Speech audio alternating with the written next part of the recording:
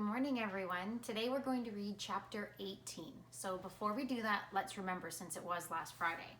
So in chapter 17, they just came out of the tunnel that led back into the rainforest. And Mangrove was asking Glory how they're going to find Orchid. And Glory had suggested that they had heard someone there the night before, so maybe they should stake it out. So we'll wait and see now what happens in chapter 18.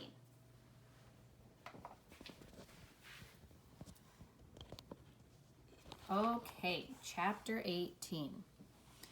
Glory shifted on her branch and sighed. The night clung to her wings like hot, sticky cobwebs. A vine of moon-colored flowers nearby filled the air with a smell like muskrats rolled in lemons. It was not pleasant. "You didn't have to stay," Tsunami whispered. "Yes, I did," Glory said. "I know you. No matter what you see, you'll leap out of this tree and attack it. If you're here by yourself." Tsunami paused. "Well, I still might do that." "Then at least I'll be here to help," Glory said, grinning in the dark. They crouched like that for a while, listening to the creaking, chirping sounds of the rainforest at night. Some kind of insect was desperately announcing the end of the world in a shrill whine from the top of their tree. If Glory had been able to see it, she would have eaten it in a heartbeat, just to shut it up. They'd spent the rest of the last night and today in the Rainwing village, recovering from their long flight. Sunny had squeezed the cactus juice into Webbs's wound and reported jubilantly that she thought it was working. The others had stayed there for tonight. Glory thought it was unlikely that they'd catch the mystery monster on their first night watching, and they looked pretty exhausted. She'd also made Mangrove promise not to follow them again, and she'd left Silver with Sunny, because the only thing they knew for sure was that the monster ate sloths. "What do you think of Blaze?" Tsunami asked in a whisper. "Should we choose her?" "I don't know," Glory whispered back. "I didn't really like her. Did you?" "She really needed to shut up about Skywings," Tsunami said. Glory couldn't agree more, but she was glad Tsunami had said it instead of her. "She seemed much less sinister than Burner Blaze," Glory said. "She also was completely incompetent. Is it fair to give the Sandwings a totally useless queen like that? And she's certainly not going to win the war just by us saying she should." "That's true," Tsunami said. "She'd never survive in actual combat, especially against one of her sisters." "Anyway," Glory said, "it's not up to me. You guys decide whatever you want. I mean, since I'm not in the prophecy anyhow, so I shouldn't get a say." "Stop talking like that or I'll thump you," Tsunami said in a loud hiss. Glory could feel her glaring even in the dark, and she felt obscurely pleased. "Shh," Glory said, flicking her tail at Tsunami's wings. "What was that?" Snap. Both dragons froze with their heads lifted. Glory's ears twitched. Snap. Slither. "That's it," Glory whispered. Her heart was pounding again. She tried to squint through the darkness at the boulder, but she couldn't see anything moving. The sounds of something large rustled through the undergrowth. It was breathing heavily, snuffling in and out like a congested rhinoceros. "It didn't come out of the hole," Tsunami whispered. "It's on the other side of the creek, near the other tree. But I'm not sure." She leaned forward, trying to see under the branches. Suddenly another noise reached them, as if it was from a long way away. It sounded like whistling. Glory leaned forward, listening intently. It was the Dragonette's song, the one she'd last heard when the prisoners were singing it in the Skywing Arena. "The Dragonettes are coming. They're coming to save the day. They're coming to fight, for they know what's right. The Dragonettes..." Someone was whistling their song. "That is coming from the hole," Tsunami whispered. She crouched to peer through the leaves. A dark shape appeared at the opening of the boulder. At the same time, the dragons heard thumping and crackling as the mystery creature fled back into the forest. Glory cursed under her breath and leaped to her feet. "Should we go after it?" But Tsunami had already launched herself out of the tree and flung herself at the boulder.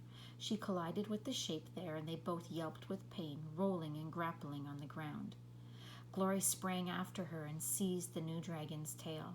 The three of them wrestled until Glory and Tsunami had him pinned down and Glory could sit on his chest.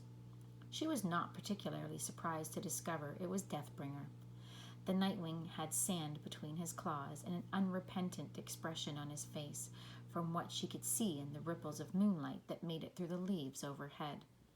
"What kind of assassin stalks his prey and whistles at the same time?" Glory asked him. "We should kill him right now," Tsunami hissed. "You scared our monster away," Glory said, poking his snout. "So now we're extra mad at you." "Yes, that, plus the trying to kill us," Tsunami said. "What monster?" Deathbringer said, a little too innocently.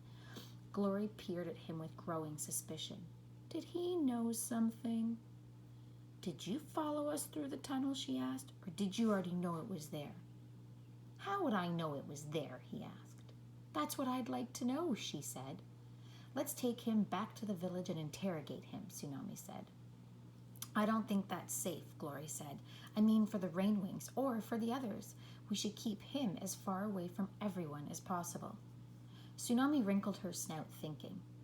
"Or," she said, "we could go back to Plan A. Kill him right now." "Tsunami, I don't think you want to do that any more than I do," Glory said. Well, that shut her up. Glory had noticed Tsunami getting queasier about killing other dragons after her experiences in the Skywing Arena. Self-defense was one thing, but they had Deathbringer trapped under their talons. "All right," Tsunami said finally after a long pause. "You're right, I don't want to, but I was hoping he'd think we'd want to, so good job backing me up on that." "Sorry, I couldn't read your mind like a Nightwing," Glory said. "Speaking of which, are you the mind-reading kind of Nightwing?" She narrowed her eyes at Deathbringer. "What am I thinking right now?" "That I'm much too charming, clever, and good-looking to kill," he guessed. That was actually a little closer to accurate than Glory liked. She flared her ruff and poked his snout again. "Wrong," she said. "I'm thinking that you're starting to be an awful lot of trouble. Have you decided to kill me after all?" The rakish grin faded from Deathbringer's face. He studied her as though he were seriously considering the question. "Not sure I like the length of this pause," Glory said. "I've been wondering if there's an alternative," said Deathbringer, "but that's not usually my call." "Whose is it?" Tsunami demanded. "The Nightwing Queen?" Deathbringer made a peculiar expression which Glory couldn't interpret. "I can't say." "I don't understand why any Nightwings would want me dead," Glory said. "That has become ever more mystifying to me as well," Deathbringer said, in a manner that managed to sound both gallant and truthful. "So you're mystified," Glory said, "but you'll probably still do it." "I wouldn't say probably," Deathbringer offered. "I'd say maybe." "I wouldn't call that reassuring," Glory shot back. "I'd call that the opposite of reassuring." He grinned at her again. He really needed to quit doing that. It was very distracting. "So what do we do with him?" Tsunami asked. "We can't let him go, and we can't take him back to the Rainwing village." "We could tie him up, leave him in the forest, and hope the monster eats him," Glory said. She squinted at Deathbringer's face. He didn't look even a little bit worried. "Did we mention the monster?" she asked him. "It's been abducting or possibly eating Rainwings around here. I bet it'll be pretty excited to find you all tied up." "Oh no," Deathbringer said. "Please don't leave me alone where a monster could get me." Glory opened her mouth and then closed it again. She just had a possibly brilliant and perfectly terrible idea, one she'd have to think about for a minute. She poked him in the snout again. "Was that sarcasm?" she asked. "Tsunami, did that sound weirdly sarcastic to you?" "Like he doesn't believe in monsters," Tsunami said, "which I'm not sure I do either, just for the record." "Or he's in cahoots with it," Glory thought. "Or at least he knows what it is and isn't afraid of it." She decided not to say this out loud. Tsunami's enthusiasm for interrogation might spring up again, and Glory was fairly sure it would be a waste of time.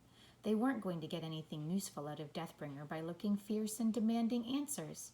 Besides, now that a plan was forming in her mind, she wanted to try it out, which meant she had to get rid of Tsunami. "Let's drag him away from the tunnel and tie him up," she said. Then you go tell the others, and we can take turns watching him until he decides to tell us who wants us dead and why." "And which of us?" Tsunami suggested. "He said he was sent to kill a few of us, not just you." "And also, you know, like how to avoid it," said Glory. "You'll have to wait a while," Deathbringer said. "I'm not allowed to tell you anything." Tsunami and Glory ignored this. They ripped vines down from the trees and wrapped the strongest ones around his wings. Tsunami tied his talons together so he couldn't run, slid a rope around his neck, and prodded him ahead of them into the forest. After a short walk, they found a tree that Tsunami approved of and tied him to it with the tightest knots they could muster. "He'll burn through these vines the moment we walk away," Tsunami pointed out. "So we don't walk away," Glory said. "We go tell the others. You go tell the others. I'll sit here with my extremely deadly secret weapon pointed at him." "What's that?" asked Deathbringer. "Wait, let me guess. Your wit." "Try to escape and find out the dead way," Glory offered. He leaned back against the tree, looking perfectly comfortable and thoroughly uninterested in escaping. Peculiar dragon, Glory thought. "Send back Clay first," Glory suggested to Tsunami. "He can take the next watch." "I hope you hear how bossy you're being," Tsunami said. "I'm letting it slide for now, but I'll remember this." "Oh, go away." Glory flapped her wings at her until the sea wing lifted off into the darkness. As her wing beats faded, the night sounds of the rainforest settled over them. An orchestra of insects warbled and chirped away as the trees rustled, nightbirds called, and frogs muttered in the background like a disgruntled audience.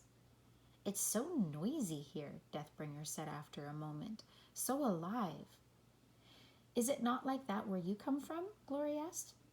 "It's a lot quieter in the Ice Kingdom," he pointed out, "and the Kingdom of Sand." He didn't say anything about the Nightwing home, but she didn't really expect him to.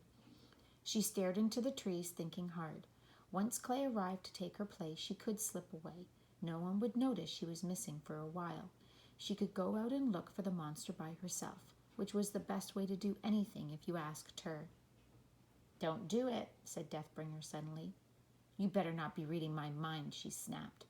"I don't have to," he said. "You have, 'I'm about to do something stupid,' written all over your face." "It's not stupid," she said. "It's quite clever, and it might be the only way to catch the monster."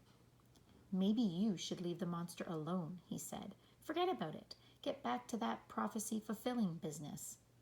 That stopped her for a moment. The prophecy. Putting an end to the war was important. Finding a few rainwings hardly compared. But she'd made a promise. "I'm not even in the prophecy," she said. "I know," he said, "but I bet you'd still be remarkably good at making it come true."